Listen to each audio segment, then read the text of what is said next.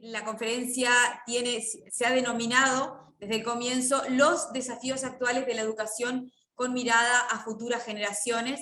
Esto es organizado por el Instituto Universitario Elbio Fernández, por la Sociedad de Amigos de la Educación Popular, la Escuela y Liceo Elbio Fernández, Red Solari y Redaje Uruguay.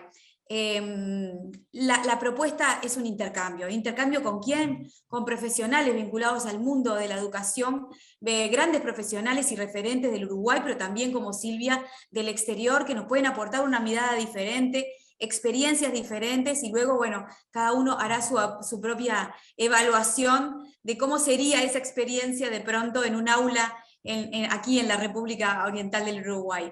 Así que es por eso que decíamos de un comienzo que han sido muy, muy ricas las conferencias. Vamos a presentarles a la doctora Silvia Civera Velo. Silvia, si me equivoco en algo, me corregís, ¿correcto? Le quiero decir a todos los que se están sumando y que están participando que van a poder hacer sus preguntas, como venimos haciendo al final de la exposición. Si nos pueden hacer llegar las preguntas a través del chat de Zoom, se los agradecemos. Apaguen por las dudas los micrófonos, ¿tá? Dejen las cámaras encendidas y apaguen los micrófonos porque, bueno, en el ámbito familiar a veces aparecen perros, gatos, niños, y a veces se entra a mezclar un poco con la conferencia de Silvia y no la queremos interrumpir. Vamos a hablar de Silvia, se las voy a presentar, la doctora Silvia Civera Velo, es directora de e-Learning Innovation Center de la Universidad Oberta de Cataluña. Ejerció como creativa durante más de 15 años en agencias multinacionales. En 2006 se incorporó a justamente la Universidad Oberta de Cataluña para responsabilizarse del diseño de aprendizaje en líneas de las asignaturas del ámbito de la creatividad y la innovación en los estudios de ciencia de la información y la comunicación. También fue directora académica de Máster Universitario de Social Media, Gestión y Estrategia, y del Máster Universitario de Estrategia y Creatividad en Publicidad, así también como subdirectora de Programas Emergentes, un vicedecanato centrado en la competitividad y la ocupabilidad.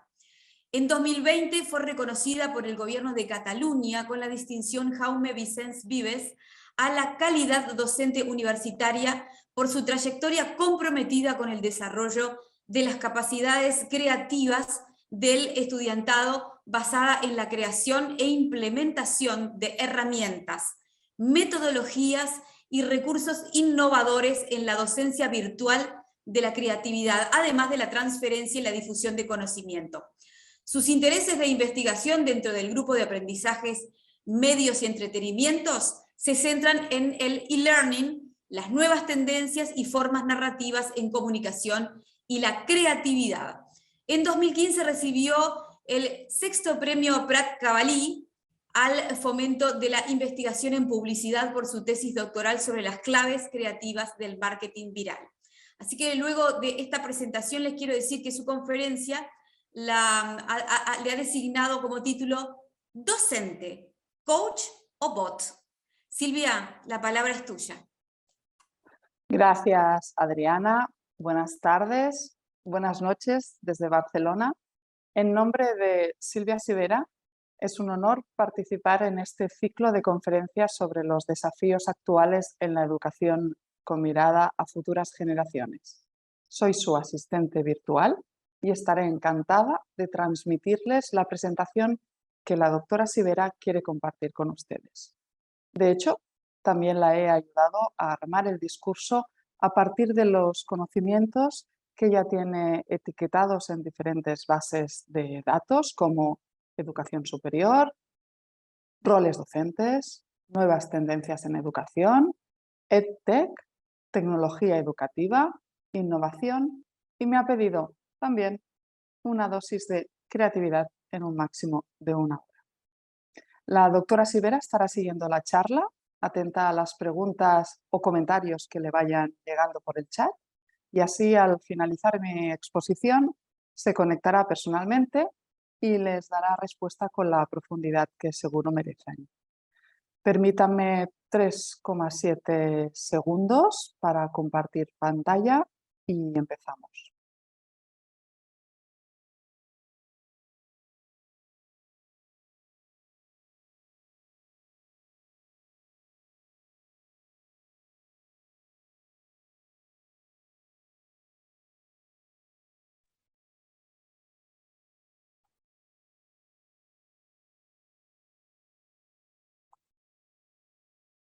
Ahora sí. Buenas tardes, buenas noches desde Barcelona. Esto que acaban de presenciar es un simulacro de algo que hoy en día podría ser totalmente factible. En forma de humano digital empático, eh, como este WeTalk de inteligencia artificial, que es una réplica fidedigna de uno mismo, incluso en la voz, o en forma del profesor holograma del TEC de Monterrey, que ya está impartiendo clases incluso intercontinentales. Técnicamente es posible. Presupuestariamente no me lo he podido permitir, por eso estoy aquí en riguroso directo y espero que me permitan la broma. Es factible técnicamente, como decía, y en ocasiones es absolutamente deseable por muchos motivos, pero destacaré tres.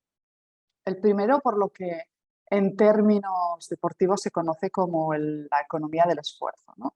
Es decir, ahorremos nuestras energías para aquello que realmente nos hará rendir mejor. Además, hoy es viernes, es el último día de una semana intensísima. Aquí en Barcelona son las 12 de la noche. Coincide además que estamos ante las puertas de un puente vacacional porque el martes es festivo por Todos los Santos y ya sabemos que estos puentes vacacionales nos acaban estresando a todos enormemente en los días previos y después de los días posteriores porque lo acabas pagando de alguna u otra manera, ¿no? Con estas condiciones estoy convencida de que mi otra yo virtual impartiría la charla sin titubeos, sin perder ni un momento el hilo del discurso, porque ella no estaría cansada como yo. Y eso, mientras ella estuviera transmitiendo el discurso, yo centraría toda la energía que me quedara de la semana y mis esfuerzos en preparar las respuestas a las preguntas, seguro que interesantísimas, que quisieran formularme. Estoy ante una audiencia experta y hay que estar siempre bien despierta y a la altura de las circunstancias, ¿no? Para economizar esfuerzos, a menudo no es necesaria mucha ni muy alta tecnología. Por ejemplo, en lugar de un asistente virtual, podría haberme grabado yo misma previamente en vídeo, la organización lo hubiera transmitido puntualmente a la hora convenida, a las 7 de la tarde, como hemos empezado, y yo podría conectarme en directo al finalizar para responder las preguntas. Seguramente, si el vídeo lo hubiera grabado con la misma ropa y con el mismo fondo que tengo ahora, ustedes no se habrían percatado del falso directo. ¿Cuál sería la segunda ventaja de utilizar un asistente virtual inteligente? Para mí el ahorro del tiempo, ¿no? Por un lado, para la preparación del contenido. En unos minutos mi otra yo hubiera recuperado con las etiquetas que ella misma nos comentaba al principio, eh, toda la información que la habría seleccionado y después incluso me habría sugerido un discurso que hilara diferentes conceptos. Y por otro lado, también me habría evitado el buen rato que me tomaría seguro grabarme en vídeo, repetir seguro alguna toma porque soy muy torpe, editar la pieza, etcétera, ¿no? Pero el motivo principal por el que para mí sería deseable en muchas ocasiones contar con un asistente virtual sería el potencial en lo que yo llamo el derroche de calidad. Mi memoria a largo plazo es incapaz de retener ya todos los conocimientos interesantes que pudieran ser interesantes, vaya, para esta charla y que he ido acumulando en mis diferentes bases de datos, tanto físicas como mentales. Y en cambio la inteligencia artificial me puede ayudar a hacer una recuperación, incluso curación exhaustiva de todos los contenidos que quiero transmitir y el algoritmo me sugeriría un relato base que después podría completar con ejemplos que hayan acaecido en mi vida personal como docente o incluso anécdotas personales que no están en mis repositorios de conocimiento formal, pero que me permiten llegar a la audiencia y cumplir el objetivo de cada charla, ¿no? Pero hablemos entonces del objetivo de esta presentación, que en línea con el título de este ciclo de conferencias se propone invitar a la reflexión sobre uno de los grandes desafíos de la educación, que es replantearse los roles y perfiles docentes. Y en este punto me gustaría evitar las referencias a la pandemia porque es un debate en el que creo que llevamos décadas ya poniéndonos todos muchas excusas, y hacer esta mirada a futuras generaciones porque es imprescindible recordar que nuestro papel como docentes no es enseñar, sino ayudar a los estudiantes a aprender y por lo tanto hemos de entender qué van a necesitar en un futuro para que nos dé tiempo básicamente a prepararnos. Me centraré en educación superior, que es mi ámbito de experiencia, pero dado que a la universidad llegan estudiantes que han pasado por las anteriores etapas educativas, las reflexiones y los datos que compartiré creo que nos apelan a todos. En el Elvio, que cubren todas las etapas, además esto lo saben bien, ¿no? Y en un entorno que nos obliga a todos a transformarnos digitalmente, espero que les sean útiles algunas referencias y experiencias relacionadas con mi universidad, una universidad nativa digital. Para aquellos que no la conozcan, la UOC, la Universitat Oberta de Cataluña, nació en 1995 como la primera universidad online del mundo, con la voluntad de utilizar la tecnología para abrir el acceso a la educación universitaria de calidad a todas las personas, con el mérito como único criterio. Hoy justamente hemos celebrado el acto de cierre de la celebración de estos 25 años que se han convertido en 25 más 2, es decir, en 27, porque cuando nos tocaba celebrarlos nos confinaron en casa y hemos ido dilatando este momento hasta hoy, que se han dado las condiciones oportunas, y además ha coincidido con la inauguración de un centro, de un hub para la investigación y la innovación en uno de nuestros campus universitarios. Bueno, de hecho es ya nuestro campus universitario físico, en el que no hay estudiantes. Hay docentes, hay investigadores y hay personal de gestión, ¿no? Como decía nuestro rector fundador, Gabriel Ferrater, la UOC no era una universidad a distancia, o no quería serlo, sino que quería ser y se ha convertido en una universidad sin distancias. Hace 27 años, gracias a Internet, desafiamos las barreras del tiempo y el espacio para ofrecer formación a lo largo de la vida, preparar a las personas y a las comunidades para el mundo que vivirán y no para el pasado que vivieron generaciones anteriores. Como Teaching University, pues estamos comprometidos con la educación superior de calidad, somos referentes en e-learning, y como Research University focalizamos nuestra actividad de investigación en la interacción entre las tecnologías, la tecnología y las ciencias humanas y sociales. Trabajamos para la transformación educativa y la igualdad social, defendiendo el conocimiento y la ciencia abierta, apostando por la cooperación en red y promoviendo la interdisciplinaridad.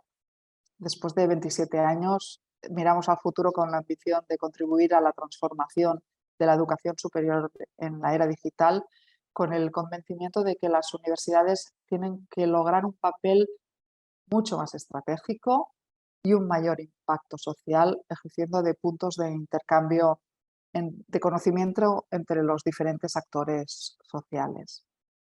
Este año alcanzamos ya así los 100.000 alumni, una cifra redonda. Tenemos en la actualidad más de 87.000 estudiantes de más de 141 países, cursando algunos de nuestros 800 programas formativos. Aquí caben titulaciones oficiales y propias, grados universitarios, másteres, cursos de especialización, posgrados, cursos de idiomas, ciclos formativos de formación profesional, seminarios, y que los cursan en más de 15.000 aulas virtuales con más de 6.500 docentes. Luego les explicaré los diferentes roles.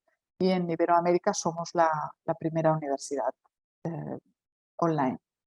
Estamos acreditados y certificados internacionalmente. Nuestro sistema de garantía interna de calidad también está avalado por la Agencia de Calidad de nuestro sistema universitario y somos la primera universidad catalana con toda la oferta oficial acreditada. Esto, por un lado, fortalece nuestra autonomía como universidad, pero por otro nos obliga a asumir la responsabilidad legal de asegurar la calidad de nuestros programas formativos y de todos los servicios vinculados.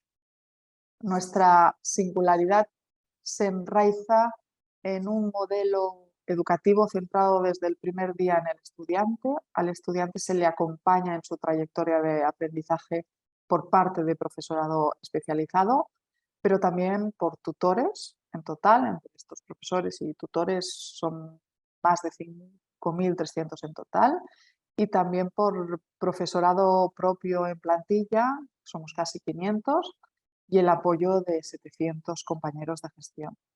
Todos trabajamos para focalizar la atención en la actividad que realiza el estudiante para conseguir los resultados de aprendizaje y adquirir las competencias y habilidades necesarias. En este sentido, la evaluación continua es fundamental porque pauta el aprendizaje progresivo a lo largo de los semestres académicos y además se incentiva el aprendizaje colaborativo que se adquiere con la interacción entre estudiantes que construyen colectivamente conocimiento, ¿no? Y esto evidentemente también atendiendo a la discapacidad y poniendo muchísima atención en los recursos, como veremos a continuación, y en materiales facilitadores. Se trata de un modelo dinámico y flexible basado en la sincronía, asincronía, es decir, no hay clases magistrales en días u horas determinados, sino que el estudiante sigue su ritmo de estudio dentro de un calendario y un programa de estudio muy planificado de antemano. Y como les decía, con unos recursos docentes que han sido seleccionados y elaborados por los mejores especialistas en cada materia. Estamos hablando de libros digitales, de artículos, de vídeos, de serious games, de podcasts, de infografías, ¿no? Todo tipo de recursos adaptados a las necesidades y accesibles para todo tipo de estudiantes. Veamos en detalle nuestros roles docentes, ¿no? En cuanto si siguiéramos el journey del estudiante, ¿no? En cuanto un estudiante muestra interés por acceder a nuestra universidad, se le asigna un tutor de inicio que le orientará en la matrícula, ya que en función de la disponibilidad de tiempo o de las necesidades de conocimiento específicas que tenga ese estudiante, puede ir cursando las asignaturas que desee de cada programa formativo. El estudiante escoge el orden y el ritmo de estudio. El tutor asesora sobre las materias más aconsejables en cada caso y acompaña durante los 2 primeros semestres en la UOC para garantizar la correcta adaptación al modelo pedagógico, ¿no? Luego hay un tutor de seguimiento que hace su labor a partir del tercer semestre lectivo y hasta que el estudiante acaba sus estudios, ¿no? Entonces es el que le asesora sobre salidas laborales o sobre la continuidad de formación, ¿no? Sobre la extensión de sus estudios. El equipo de profesorado propio, del cual también formo parte, es el responsable del diseño de los programas formativos y de cada asignatura. Hay profesores responsables de asignatura y aseguran la calidad de la materia, de los materiales, y también coordina a los equipos de docentes colaboradores y a los profesores asociados. En concreto, sobre estos últimos, los profesores asociados dan apoyo al profesorado propio en tareas de organización de la docencia y en acompañamiento en el aprendizaje del estudiante en determinadas materias, ¿no? Y sobre esta última tarea del acompañamiento, especialmente recae en la figura del profesor colaborador, que es aquel profesional experto en la materia que desempeña funciones de apoyo docente, de orientación, de seguimiento y sobre todo de evaluación y feedback al estudiante. Estas son las figuras docentes con sus diferentes roles en la UOC, pero de hecho están en constante revisión y evolución porque hay que preguntarse constantemente, y en la UOC lo hacemos, qué significa ser docentes hoy en día, ¿no? De hecho, como nos recuerda Héctor Ruiz en su libro Cómo aprendemos, que desde aquí no sé si lo conocen, pero lo recomiendo muchísimo como casi el libro de cabecera docente, el aprendizaje se da sin necesidad de que haya enseñanza. Sin embargo, la enseñanza es el modo más efectivo de promover el aprendizaje. El papel de transmisores de conocimiento cada vez tiene menos relevancia desde el momento en que cada estudiante tiene en su bolsillo y a golpe de clic toda una mina, y no solo de elementos químicos, sino de información y herramientas, que es un teléfono móvil, un celular, ¿no? Que contiene la mayor enciclopedia de la historia, buscadores potentísimos de todo tipo de contenidos y en todo tipo de formatos, una blogosfera que nutre constantemente de conocimiento, plataformas de compartición, herramientas de sindicación, comunidades de práctica y aprendizaje, redes sociales para compartir inquietudes o resolver dudas, también académicas, editores de texto, vídeo para hacer trabajos, un escáner de información, sistemas de mensajería instantánea. Todo eso lo tienen los estudiantes hoy en día en su bolsillo. Lo tenemos los docentes también en nuestra mano, ¿no? Entonces, antes que transmisores de conocimiento, que era lo que históricamente hemos ido siendo, ahora debemos ser curadores de esa información, de ese conocimiento, y de alguna manera editores y seleccionadores de recursos con los que el estudiantado pueda ir resolviendo los retos académicos, ¿no? En un estudio que hemos realizado en la UOC, impulsado desde el e-Learning Innovation Center que dirijo este año 2022 y de la mano de Accenture, nos interesamos por lo que opinan los jóvenes de entre 14 a 35 años y que consumen contenidos digitales complejos, ¿no? Y nos propusimos analizar las variables que determinan el grado de éxito en términos de interés y retención de conocimientos. También nos preguntamos cuáles son las macrotendencias emergentes en lo que se refiere a consumo de contenidos digitales educativos y cuáles son las señales de cambio en el presente que ya se están dando ahora y que pueden indicar un cambio en el futuro, ¿no?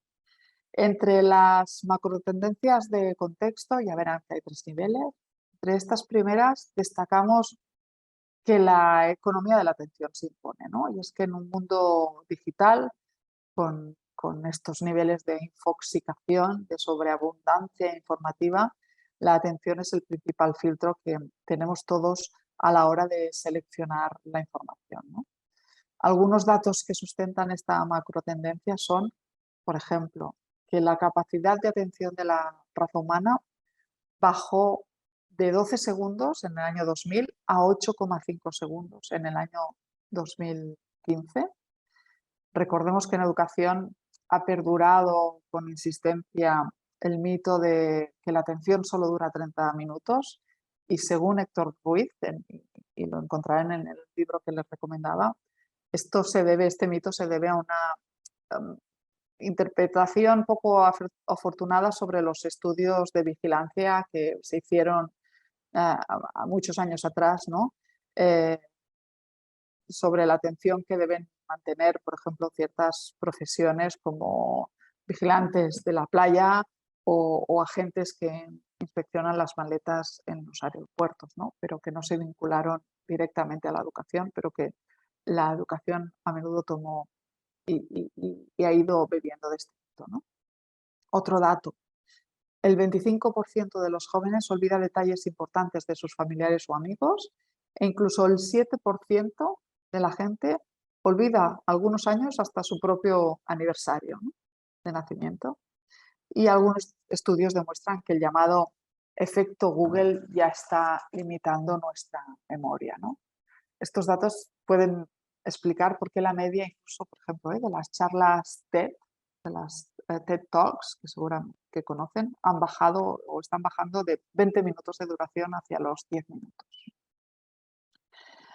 Una segunda macro tendencia es que la presencia y la influencia digital se mercantilizan, ¿no? El llamado capitalismo de vigilancia fomenta la hiperconexión, la virtualización y la monetización de las relaciones digitales.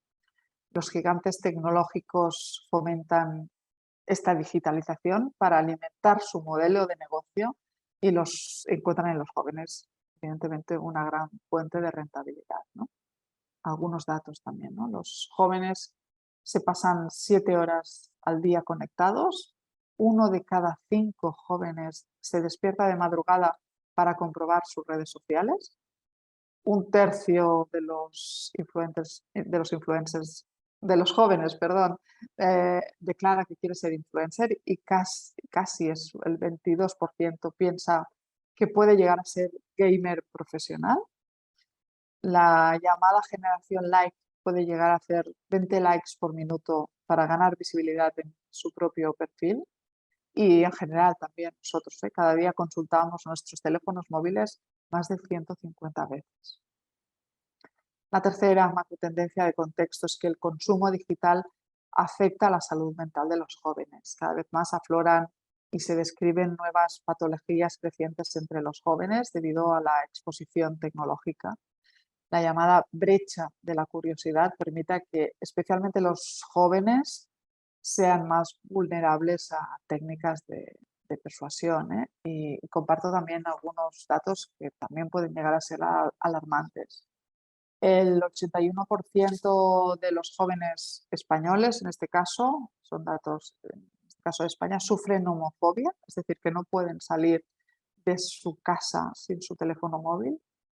Los expertos aseguran que hay correlación entre el uso compulsivo de Internet y el aumento en el índice de depresiones.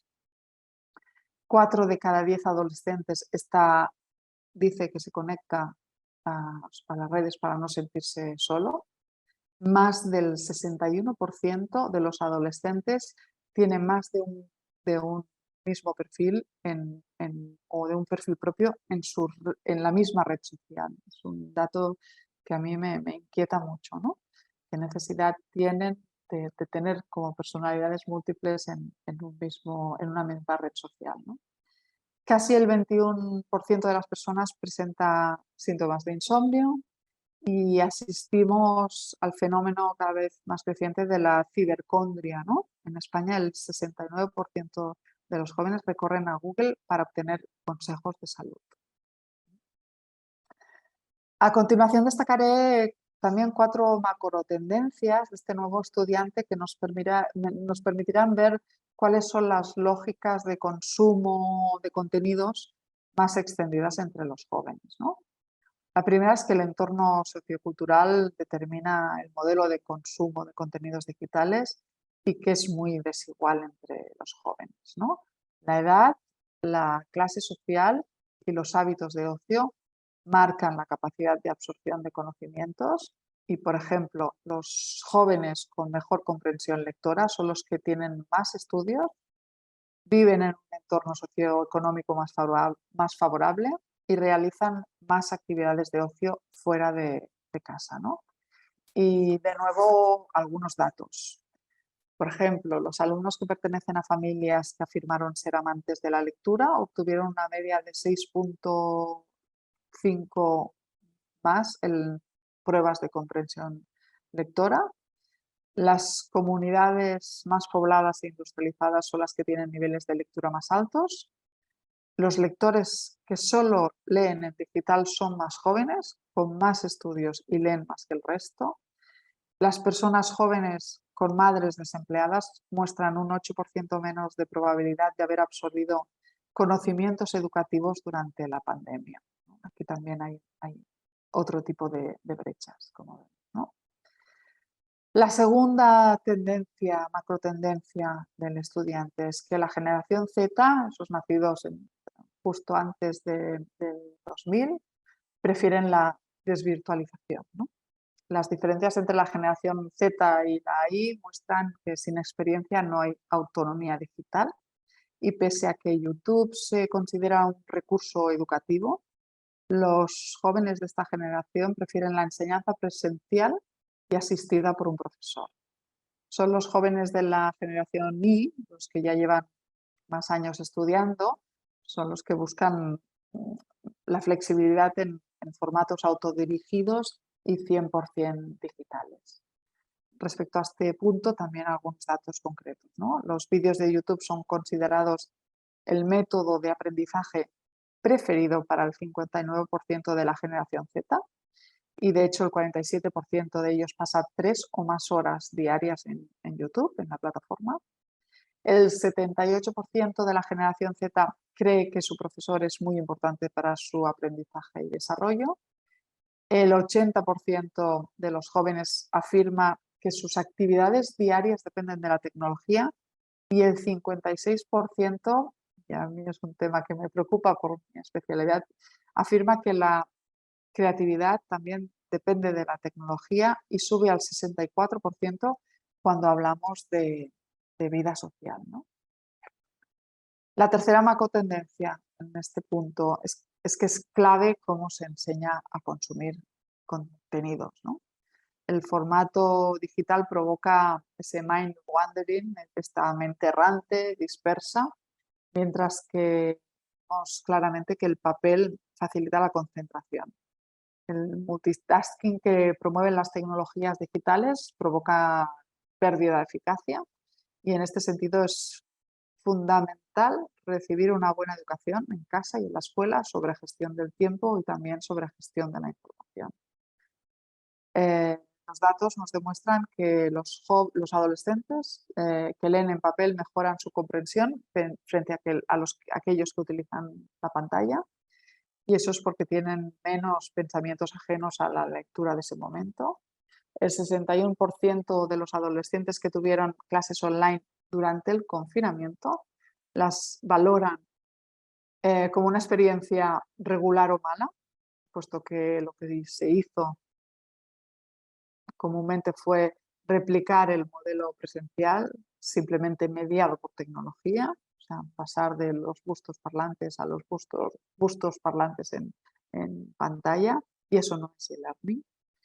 En los sistemas educativos con una proporción mayor de estudiantes a quienes se les enseñó a detectar información sesgada en los centros escolares y con acceso a Internet en casa, es decir, con una cierta media literacy, una alfabetización mediática e informativa, los chicos demuestran más probabilidades de distinguir correctamente los hechos de las opiniones en la evaluación de sus lecturas, ¿no? Y la cuarta macro tendencia es que la inmediatez se impone a la calidad, ¿no? La llamada generación instantánea confunde el hacerlo bien con hacerlo rápido, ¿no? Vivimos en un entorno cambiante y los jóvenes trasladan las mismas lógicas de cambios constantes a las tareas que realizan. La pérdida de percepción de valor en la durabilidad provoca que las tareas que requieren esfuerzo y dedicación duradera no les merezca la pena, ¿no? También unos pocos datos, ¿no? El 37% de los consumidores esperan una respuesta en redes sociales en el mismo día, mientras que el 28% la espera dentro de la misma hora. Si hablamos de clientes, el 60% define inmediato o la inmediatez como un máximo de 10 minutos de espera. Y vayamos ya por último a las macrotendencias del nuevo modelo de enseñanza que nos permitirán ver señales de cambio a escala global que están conduciendo a la evolución del modelo docente, ¿no? En primer lugar, destaca que el profesor toma un nuevo rol en los ecosistemas de enseñanza. Los jóvenes prefieren la desinstitucionalización, esto mi asistente virtual lo hubiera dicho bien a la primera, y la socialización de la enseñanza. Eso significa que los compañeros de clase o los foros abiertos se conviertan se convierten en el punto de referencia en caso de dificultades. O sea, no el profesor, los estudiantes primero preguntan a los compañeros antes que al docente, ¿no? De hecho, más del 90% de los alumnos comparten en chats digitales con otros compañeros de clase, pero solo el 18% responden a mensajes de otros alumnos cuando estos se hacen a través de chats institucionales, ¿no? Se reconoce afortunadamente la importancia del rol de tutor para el acompañamiento al estudiante, pero pese a los esfuerzos que estos realizan, a menudo no se consiguen los objetivos que persiguen.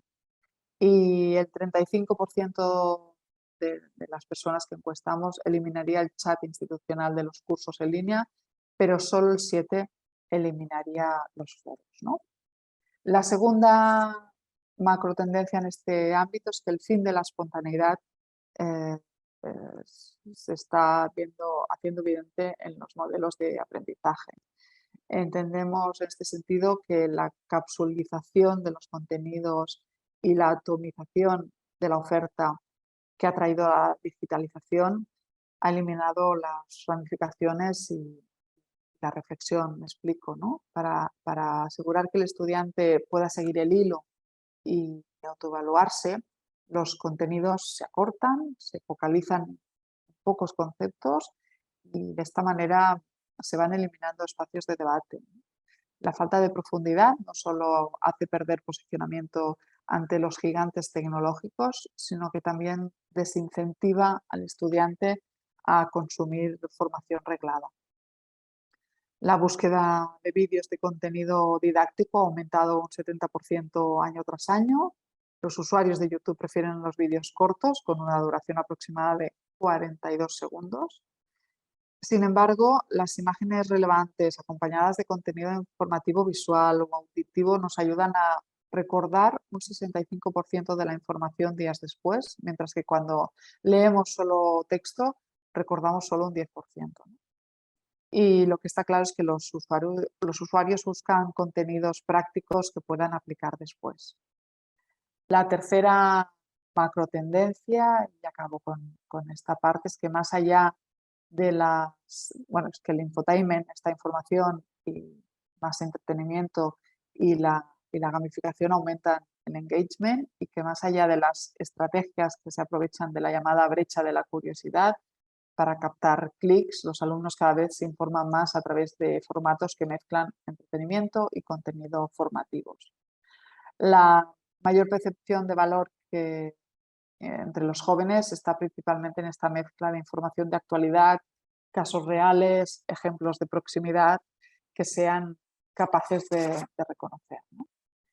Y finalizo con los últimos datos y ya no les inundo más de porcentajes. Es que cerca del 70% de los jóvenes utilizan Internet para realizar sus trabajos escolares y el 50% para realizar y hacer partidas, jugar con videojuegos. Según el nivel de estudios de los progenitores, destaca un consumo televisivo menor a medida que crece el nivel de estudios de la madre. El 83% de aquellos que reciben formación gamificada de alguna manera se sienten motivados, mientras que el 61% que reciben formación no gamificada dicen sentirse más aburridos o improductivos. Y más del 40% de los jóvenes se informa de temas de actualidad a través de Twitch, de otras redes sociales o de mensajería instantánea, ¿no? En definitiva, ¿qué nos están reclamando tanto los jóvenes como los expertos? Porque también la información que obtuvimos de las encuestas y los cuestionarios a jóvenes también la trasladamos a expertos docentes, ¿no? Están reclamando más proximidad, más personalización, más aplicabilidad práctica, más variedad de formatos, más movilidad, formatos y canales, mayor socialización, más inmediatez de respuesta, más libertad de elección, más flexibilidad en las certificaciones, más actualidad y realidad, más guía, más estructuración y, como no, también más entretenimiento, ¿no? En este punto llevamos más de media hora de charla y en teoría su nivel de atención, si atendemos al mito que les comentaba anteriormente, ya debe estar bajo mínimos. Y no sé si hay preguntas o comentarios por el chat, pero estoy segura de que mi asistente virtual me habría recomendado hacer ahora alguna interacción y quizás beber incluso algo de agua, ¿no? Les lanzo un par de preguntas a ver si se animan a comentarlas en el chat.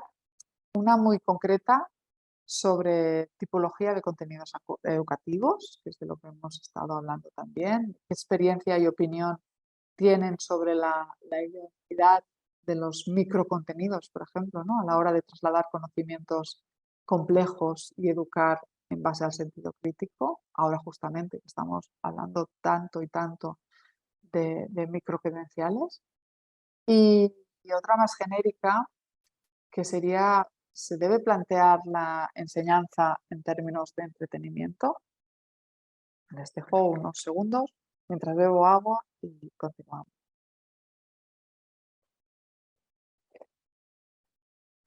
Les dejo estas reflexiones si las quieren ir haciendo por el chat y luego comentamos.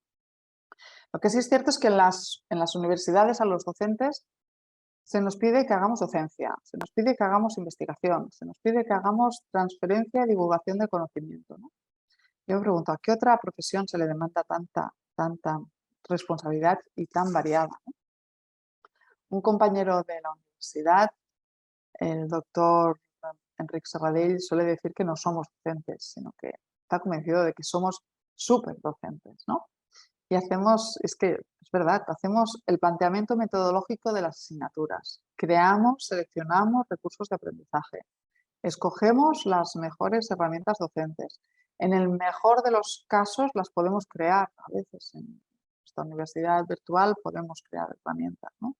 Y en el peor de los casos nos adaptamos a las que hay, que a veces hay pocas, ¿no? Diseñamos también las actividades de aprendizaje y evidentemente nos ocupamos de evaluar y dar feedback al estudiante, que es la fase donde podemos valorar lo aprendido o lo que falta por aprender y tomar decisiones para que el estudiante afiance o alcance los conocimientos o adquiera habilidades. Ya no somos especialistas en una materia o en muchas, sino que también somos diseñadores de planes de aprendizaje, comunicadores, guías educativos, mentores.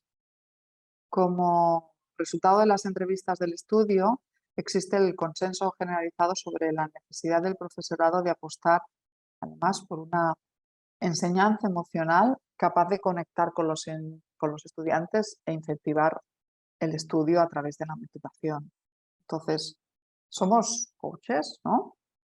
Uno de los temas que se ha puesto sobre la mesa durante la pandemia ha sido la necesidad urgente de velar por la salud mental y el bienestar emocional de los estudiantes, pero también, como hemos visto, es necesario el aprendizaje de competencias transversales de gestión del tiempo y de la información, pero también la gestión de las emociones, ¿no?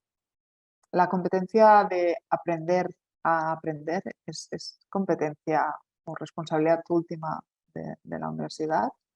¿Acaso nos enseña a aprender en el Elvio en todas las etapas educativas, ¿no? Aprender a ser, aprender a comprender, aprender a pensar, aprender a relacionar, aprender a relacionarse, ¿no?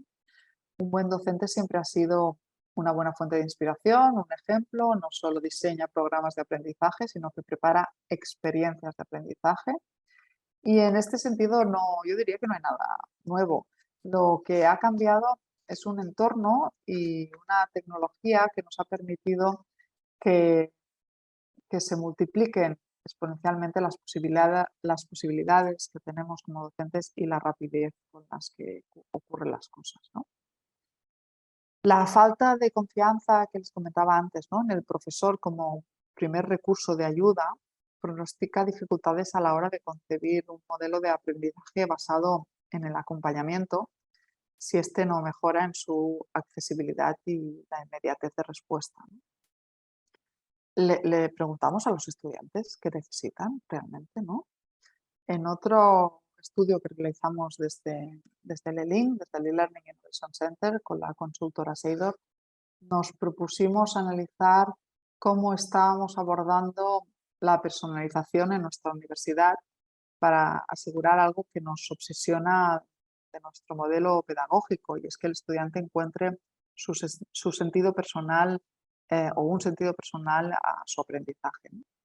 Por eso tenemos al estudiante en el centro de nuestro modelo, ¿no?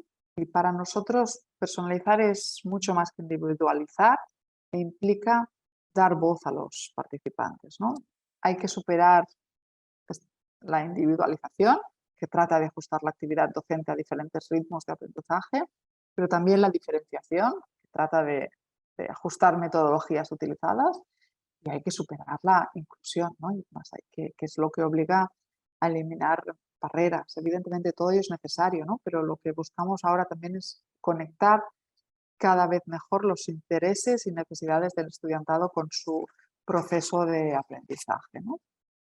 Y entendemos el término personalización como proximidad, podríamos entenderlo así, ¿no? Proximidad del participante hacia el proceso formativo, hacia la institución y hacia los agentes presentes en la formación, también hacia su grupo de iguales, los y las compañeras del aula, ¿no? Se nos plantean retos en la comunicación con los alumnos, ¿no? Seguro que en todas las instituciones podemos identificar lagunas o inoperancias en relación a los canales y medios disponibles para una comunicación con el estudiante más inmediata y que ya hemos visto que es algo muy demandado. El estudiante no quiere sentirse solo, pero tampoco bombardeado con información, quiere sentirse acompañado. Si hay algún estudiante siguiéndonos, por favor que nos lo corrobore, lo desmienta o que nos dé su opinión, ¿no?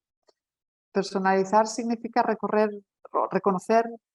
que el estudiante tiene capacidad de decisión y control sobre su propio proceso de aprendizaje, qué hace y cómo lo hace, ¿no?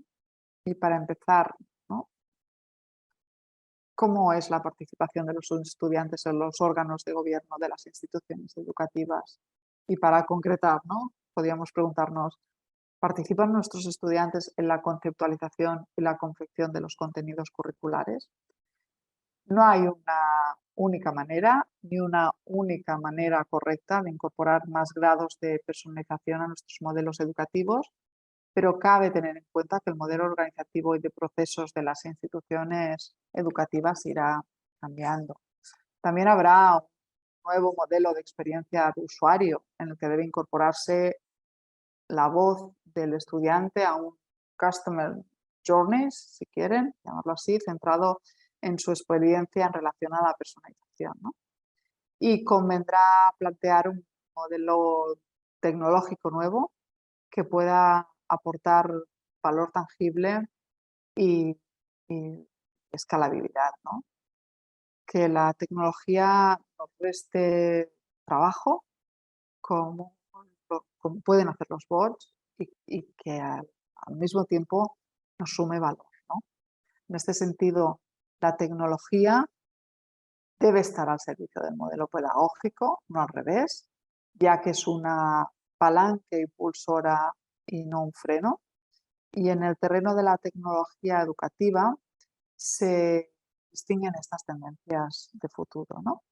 El e-learning es una tendencia en alza, tanto en el formato puramente online como en el blended, tanto de forma síncrona como asíncrono. El aprendizaje asistido por vídeo, especialmente vídeos animados, está demostrando que mejora la experiencia de aprendizaje y los resultados y reduce la carga de los profesores. El blockchain se utilizará para transferir información de estudiantes entre centros educativos, para validar y compartir los expedientes académicos, pero sobre todo hay recorrido para utilizar la tecnología de encriptación y que ofrece el blockchain para validar habilidades y conocimientos de forma segura, escalable y descentralizada, ¿no? Hay un incremento del uso y explotación del Big Data. Los datos nos darán evidencias para la personalización y mejora de la experiencia del proceso de aprendizaje y ayudará a dibujar escenarios e itinerarios personalizados para cada estudiante, ¿no? Por su parte, el Learning Analytics facilitará el medir y reportar el rendimiento académico, descubrir qué tipología de contenidos son los más consumidos, mejor valorados, ayudará a detectar a estudiantes con riesgos o desafíos de comportamiento y así poder llevar a cabo acciones proactivas. Y a partir de Learning Analytics ya estamos detectando o disminuyendo el abandono de los estudios, podemos mejorar los procesos de aprendizaje y proveer datos para la investigación y la innovación, cerrando así un círculo virtuoso basado en evidencias. La inteligencia artificial permitirá la automatización de actividades básicas en educación, como la creación automática de calificaciones, los gradings. Habrá más asistentes virtuales para los procesos de gestión, para matriculación, para secretaría académica y no solo para el proceso de aprendizaje, dudas sobre determinadas materias o resolución de problemas, sino también para el profesorado, como ya me he imaginado y les he invitado a imaginar al principio, ¿no? El aprendizaje inmersivo también es tendencia. La realidad virtual puede ayudar a la recreación virtual de entornos reales, por ejemplo, quirófanos, o la simulación de entorno de riesgo o laboratorio. Es cierto que la realidad virtual necesita mejorar la interfaz para su uso masivo, ya que los dispositivos actuales son poco ergonómicos, pero pronto veremos soluciones mucho más llevables, ¿no? Y por su parte, la realidad aumentada ya está ayudando a explicar conceptos complejos que una simple imagen no mostraría. Los social media también tienen un papel relevante porque como canales de comunicación, como WhatsApp, como Twitter, como TikTok, se están convirtiendo también en canales de colaboración entre los estudiantes, ¿no? Y además pueden ser un medio apropiado para el nano learning. Nano por un lado, pero también habría que hablar del lifelong learning, ¿no? No dejaremos de ser estudiantes ninguno de nosotros, ni las generaciones futuras. Eso me parece que ya lo tenemos todos muy claro. Y en este sentido cada vez aparecerán más modelos y servicios de suscripción en estas plataformas educativas, ¿no? Lo que aún no tenemos muy claro cómo acabará materializándose es el metaverso, que sé que hay ya instituciones que están haciendo pruebas serias. Es de esta nueva estructura o infraestructura, mejor dicho, de Internet, basada en el blockchain y en la criptografía, con espacios 3D que se podrán utilizar para formación y educación y con aplicaciones futuras de tokens y NFT, ¿no?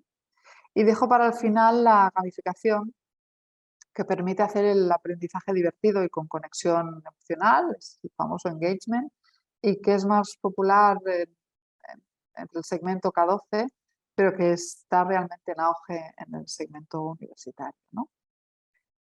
Y ya que he empezado la charla jugando con mi asistente virtual, permítanme acabar con un ejercicio de imaginación también para conjugar la personalización con el diseño de futuros, ¿no?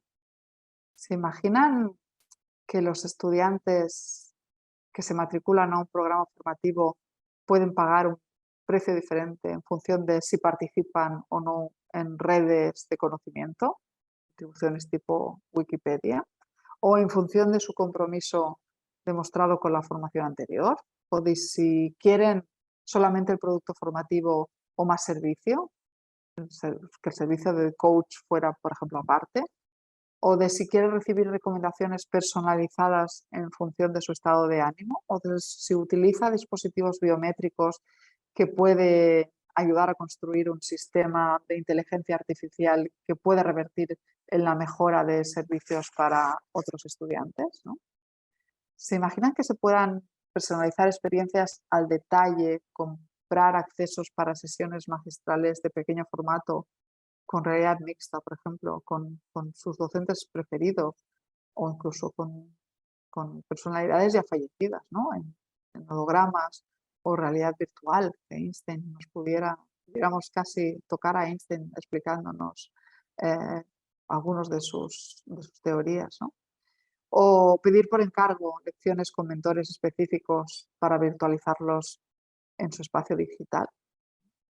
¿Se imaginan que los estudiantes de grado o máster puedan llevar gemelos digitales a simulacros de entrevistas de trabajo para practicar? Y si no les contratan, que trabajen con su gemelo en el diseño de una titulación que cubra los gaps para que pueda tener su expediente académico y que aún no le ofrece el mercado, y que esta propuesta de titulación inventada pueda llegar rápidamente a un centro educativo de calidad que pueda materializarla y ofrecérsela. ¿Se imaginan todo lo que queda por hacer? Es viernes y aquí ya es madrugada, y ya sea como docentes, como coach o como bots, lo que sí que tengo claro es que si nos dedicamos a enseñar, estaremos ayudando a aprender, a subir esta escalera del aprendizaje con creatividad y con responsabilidad. Muy buenas tardes. Gracias por su amable invitación a este ciclo de conferencias.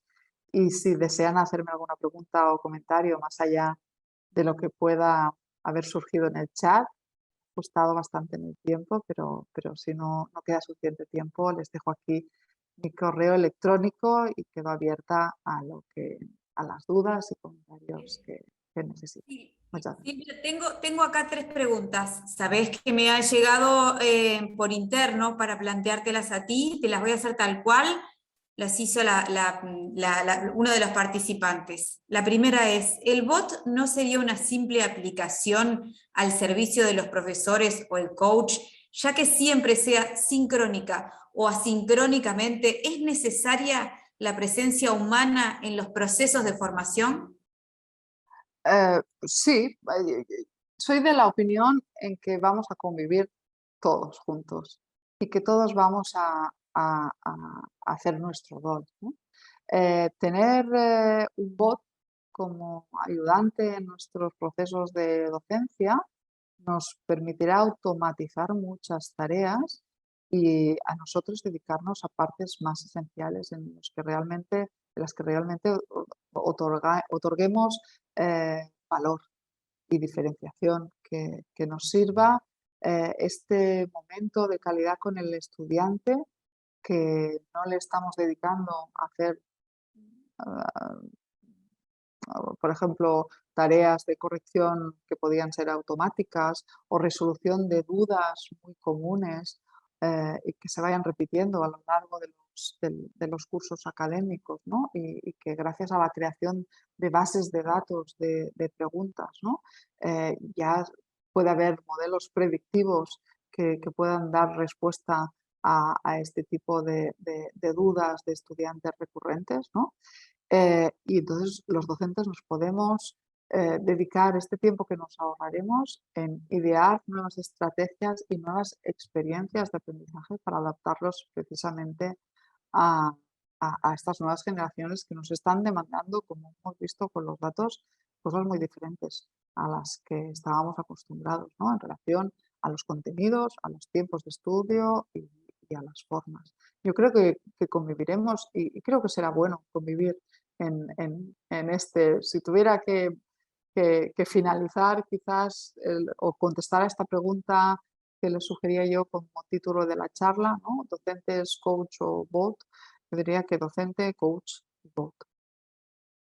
Claro, bueno, todas van por la misma línea, pero de todas formas te las voy a ir planteando. La irrupción de la tecnología siempre es disruptiva, ¿verdad? Como lo fue en su momento el lápiz, la tiza, los recursos audiovisuales, hasta la interacción híbrida que estamos viviendo en este momento.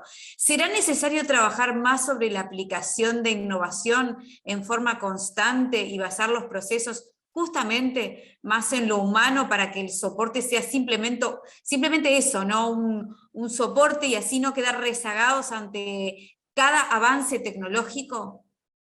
Totalmente de acuerdo. O sea, las innovaciones, seguiremos apostando por innovaciones disruptivas, pero hay que mantener también las innovaciones incrementales. Y yo, en otro nivel, soy una gran defensora de las pequeñas innovaciones y de las innovaciones metodológicas que a veces no requieren de tecnología, ¿no? Pero nos queda mucho recorrido por innovar metodológicamente en ese proceso de diseño de las asignaturas e irnos centrando en los elementos, en nuestro caso en la universidad, que tenemos muy claro este modelo educativo, poner bajo el microscopio cada uno de los elementos del modelo e ir analizando qué mejoras podemos hacer metodológicas, ya no solo tecnológicas, sobre cada uno de los puntos. Quizás en algunas de estas mejoras metodológicas necesitamos ayuda tecnológica. En nuestro caso es evidente, porque nuestro entorno es digital, ¿no? Entonces todo lo acabamos traduciendo en una herramienta digital, ¿no? El canal, nuestro aire, nuestro éter, es el mundo digital, ¿no? Pero en instituciones presenciales también hay un largo recorrido en instituciones metodológicas. Esta va por mi cuenta, porque me quedé pensando cuando tú hablaste de la generación instantánea. Me llevó rápidamente a la necesidad de que todo tiene que ser ahora y ya. ¿Qué pasa eso desde el lado del estudiante? ¿Qué pasa con el razonamiento? ¿Y qué pasa con el debate de ideas? Porque de pronto en la rapidez de tener que dar un resultado, se pierde aquello de saber de dónde viene el trabajo, hacia dónde vamos, cuál es el proceso, y también el debate de ideas. Esa fue por mi cuenta, perdón, pero me Sí, quedé sí. pensando, y también me sonó mucho el tema del fin de la espontaneidad. Te confieso que me dio como un sustito. Sí, sí, es que realmente cuando le preguntas a los estudiantes hay datos que nos alarman, ¿no? Y estamos viendo que quizás estamos conviviendo con estudiantes y necesitamos preguntarles un poco más allá para saber realmente qué están pensando y qué están esperando, sobre todo, ¿no? Y si realmente lo que les estamos ofreciendo tiene sentido ante el contexto en el que viven, ¿no? No podemos separar dos mundos, ¿no? El mundo en el que viven normalmente y el mundo de la educación, ¿no? Como decíamos, la educación está en todas partes. Y en este sentido, yo creo que estar alineados con este tipo de preguntas será fundamental. Eh, Sobre la inmediatez, Adriana, totalmente de acuerdo. Yo creo que tendremos, y en este sentido, la tecnología, los bots, la inteligencia artificial nos puede ayudar mucho a satisfacer esa necesidad de inmediatez en algunos aspectos de la docencia y que esperan los estudiantes y ahorrarnos un tiempo que será de lujo para profundizar y para debatir, para tener momentos de presencialidad. Hemos visto los datos, hay estudiantes que necesitan la presencialidad, ¿no? Claro. Eso es bueno, ¿no? Y entonces aprovechemos esos momentos de presencialidad para profundizar en esos debates más profundos. Claro, y otra cosa que me quedé pensando en el momento en que tú comentaste que los tutores pueden ayudar a los alumnos a elegir las materias, a aconsejarles las materias que cursarán. ¿Eso qué implica? ¿Que no hay un programa básico? Es decir, que el estudiante puede armarse su propio programa de acuerdo a los intereses. Sí. En la UOC, os explico cómo funciona. En la UOC sí que hay un programa, ¿vale? Lo que pasa es que no hay el estudiante puede escoger en qué momento cursar cada asignatura del programa. Hay algunas asignaturas, evidentemente, si hay Derecho Civil 1 y Derecho Civil 2, estará obligado a estudiar primero Derecho Civil 1 que Derecho Civil 2, pero si prefieres empezar por Derecho Civil y acabar y al semestre siguiente en cursar Derecho Mercantil, puede hacerlo, puede marcarse su pauta Ah, hacerse su diseño curricular en este sentido, ¿eh? Luego acaban todos con el mismo programa formativo, ¿eh? Pero sí que es cierto que y cada vez más se está dando, y por eso también todo el debate que se está dando, y en Europa tenemos un fuerte debate con esto, con las microcredenciales también, ¿no? Y que serán una derivada de estos itinerarios formativos absolutamente flexibles, ¿no? Y nosotros en nuestra universidad lo vemos muy claro, ¿eh? Estudiantes que hacen un grado o no, o que entran por un máster y cuando acaban el máster luego empiezan a estudiar un grado o luego hacen asignaturas libres, ¿no? Y esto será, o hacen un curso de formación profesional, personas que ya tienen la titulación universitaria, ¿no? Es en función, como seremos estudiantes perpetuos, ¿no? El estudiante va escogiendo aquel formato y aquel tipo de programa que se adecua a sus necesidades vitales y profesionales, ¿no? Entonces, en este sentido también la capsulización de contenidos y de programas formativos es una tendencia. Perfecto, bárbaro. Tengo otra sí que ahora es de los participantes que plantea lo siguiente. Estamos en estos días llegando a los 8.000 millones de personas en el planeta y se mantiene la diferenciación de unos 2/3 que acceden en diferentes grados a las TIC y 1/3 que ni siquiera la conoce. Dando las facilidades de apoyo necesarias, ¿consideras que las nuevas tecnologías pueden ser un facilitador para la inclusión de la educación? Absolutamente, absolutamente. Algo que nos ha demostrado también la pandemia es la rotundidad de la brecha digital, que existe ya no en países con bajos niveles de desarrollo, sino también en países con altos niveles de desarrollo. En Europa mismo, cuando nos confinaron el 13 de marzo, había muchas familias que no tenían un ordenador en casa, que no tenían una buena conexión a Internet, ¿no? Entonces, centros educativos, gobiernos tuvieron, ¿no?, que movilizarse para dotar de dispositivos, de conexiones a los estudiantes, ¿no? Y sin estas conexiones, sin estos accesos al conocimiento, a la educación, estaremos creando y manteniendo un mundo de desigualdades, ¿no? Y es una brecha que debemos, absolutamente de acuerdo. Bueno, Silvia Civera, ya debe ser como la 1:30 de la mañana a esta altura. Aún hay 10, no. Por suerte nuestra conferencista no bostezó, pero lo tenías permitido, Silvia. Irrumpimos en tu sueño, así que mañana probablemente te lo va a cobrar eso. Echanos la culpa. No, la verdad que ha sido riquísima tu participación. Muchísimas gracias por aceptar la invitación. Tenemos mucho que pensar, definitivamente. Viste que los territorios y las formas de impartir educación, si bien somos bastante diferentes, por algunos lados también nos estamos como asimilando un poco, ¿no? Así que la verdad que en nombre de la directiva y de toda la gente que participó, queremos agradecerte muchísimo.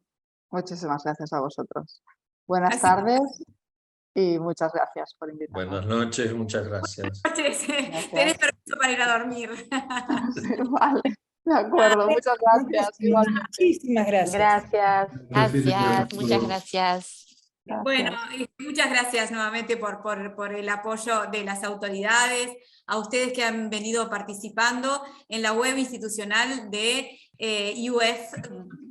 uf.edu.uy. Encontrarán toda la información referente justamente al Instituto Universitario, a la nueva carrera de licenciatura en Educación, que les recuerdo que arranca el próximo 17 de marzo, y por información e inscripciones ingresan a la web, ahí tienen no solamente información sobre la carrera, sino sobre todas las carreras, o se comunican por la línea de WhatsApp al 095-447-243. La verdad que ha sido el último encuentro, creo que ha sido riquísimo para todos, para mí ha sido un placer y un honor haber participado de todo este intercambio que tiene que ver con la educación.